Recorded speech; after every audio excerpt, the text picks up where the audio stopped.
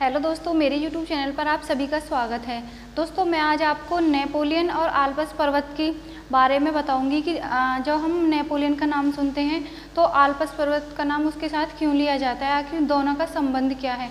दोस्तों, पहले मैं आपको बता दूं, जो नेपोलियन था वो फ्रांस का एक महान शासक था। उसकी गिनती हमेशा से और आज भी फ्रांस के महान शासकों, या ये बोल सकते हैं कि दुनिया के महान शासकों में की जाती है, क्योंकि ऐसा बताया जाता है और पढ़ने से पता भी चलता है कि उसने मतलब जो भी काम अपने हाथ में लिया था, चाहे कितनी भी समस्याओं का सामना करना पड़ा हो, वो उसे पूरा करके ही मानता था।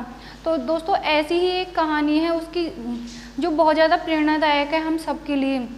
आल्प्स पर्वत के साथ उसकी इतनी प्रेरणादायक कहानी जुड़ी हुई है। तो मैं आपको पहले बता दूं कि आल्प्स पर्वत आखिर है कहाँ। जो ये आल्प्स पर्वत है, ये मध्य यूरोप में स्थित है और ये पर्वतों में सबसे ऊंचा और सब मतलब ऐसा पर्वत है कि इसको आज तक ना ही तो कोई पार कर पाया है और ना ही इस पर कोई चढ़ पाया है। लेकिन जो वो नेपोलियन है, उसने क्या किया था, एक बार जब उसे पता चला था कि इसके जो पीछे आल्प्स पर्वत के पीछे राज्य है, उसे आज तक कोई नहीं जीत पाया है, तो क्यों ना मैं इसको जीतूं।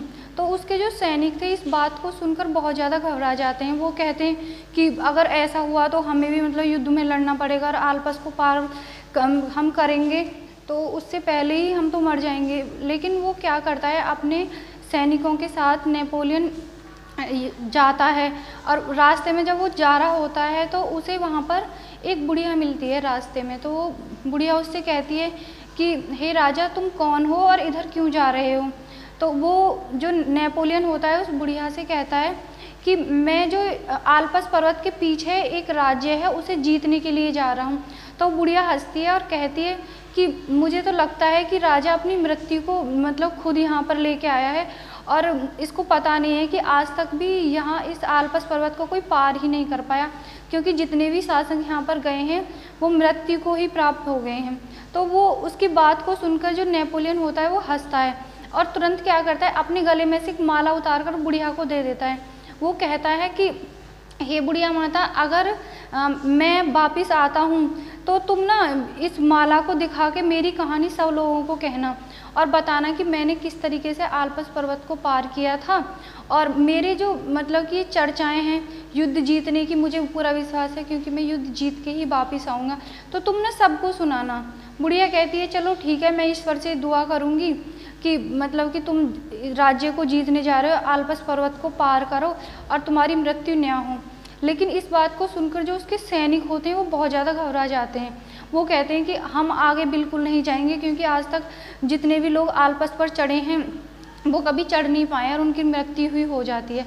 तो नेपोलियन उनसे कहता है कि तुम इतना डर क्यों रहे हो।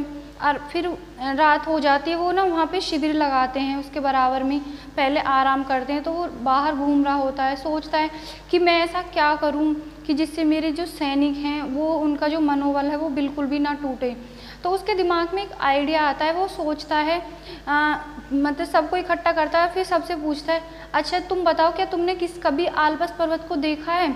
तो जितने भी वहाँ सैनिक होते हैं वो एक दूसरे के मुंह को देखते हैं पहले और फिर कहते हैं कि नहीं, हमने तो कभी आल्प्स पर्वत को नहीं देखा। तो वो फिर से पूछता है कि क्या तुमने सच में कभी आल्प्स पर्वत को नहीं देखा। सब मना कर देते हैं कि नहीं, हमने आल्प्स पर्वत को कभी नहीं देखा। बोले चलो ठीक है। सुबह हो जाती है, वो चढ़ते हैं। तो जैसे जैसे मतलब कि वो चढ़ाई करते जाते हैं, उसके जो सैनिक होते हैं वो कहते हैं क्या यही आल्प्स पर्वत है। तो वो कहते हैं नहीं, ये आल्प्स पर्वत नहीं है, ये तो बहुत ज़्यादा मतलब छोटी उबड़ खाबड़ सी जगह है। मतलब ऐसे ऐसे चलते चलते वो बहुत लंबा रास्ता तय कर लेते हैं। उसके जो सैनिक होते हैं वो बार बार पूछते हैं क्या यही आल्प्स पर्वत है। कहते हैं नहीं, अभी तो आल्प्स पर्वत आया ही नहीं है, आल्प्स पर्वत तो बहुत ज़्यादा दूर है। तो क्या होता है, अंत में वो अपनी चढ़ाई करते जाते हैं और वो आल्प्स पर्वत को पार कर जाते हैं। फिर अंत में उसके जो सैनिक होते हैं नेपोलियन के फिर से पूछते हैं कि क्या मतलब ये आल्प्स पर्वत अभी आया नहीं है, हमने इतना रास्ता तय कर लिया और आल्प्स पर्वत कब आएगा। तो जो नेपोलियन होता है वो कहता है कि तुम किस आल्प्स पर्वत की बात कर रहे हो, वो तो बहुत पहले पार हो चुका है। उसके जो सैनिक होते हैं वो एकदम से चौंक जाते हैं। वो कहते हैं क्या हमने आल्प्स पर्वत पार कर लिया। बोलते हैं हाँ, हमने तो बहुत पहले आल्प्स पर्वत पार कर लिया। तो वो मतलब खुश होते हैं कि आज तक मतलब किसी ने आल्प्स पर्वत को पार नहीं किया और हमने पार कर लिया। तो दोस्तों, इस बात से क्या हमें प्रेरणा मिलती है, यह पता चलता है कि इंसान अगर अपने मन में कॉन्फिडेंस रखता है तो वो कितने बड़े आल्पस पर्वत को पार कर सकता है। तो यही कहानी मतलब हम लोगों के ऊपर भी लागू होती है कि हमारे जीवन में भी बहुत ज़्यादा ऐसे छोटे बड़े आल्पस पर्वत होते हैं, लेकिन हमारा क्या है कि अगर हम उनके सामने अपनी समस्याओं के सामने घुटने टेक देते हैं तो वो हमें बहुत बड़ी लगने लगती हैं। अगर हम उनको मतलब सामना करते हैं और मतलब छोटी छोटी बातों को बहुत ज़्यादा बड़ी बड़ी करके नहीं लेते हैं तो हम आगे बढ़ते चले जाते हैं। तो दोस्तों कैसी लगी वीडियो कमेंट्स बॉक्स में ज़रूर बताएं। वीडियो अच्छी लगी हो तो वीडियो को लाइक करें, चैनल को सब्सक्राइब करें। Thank you.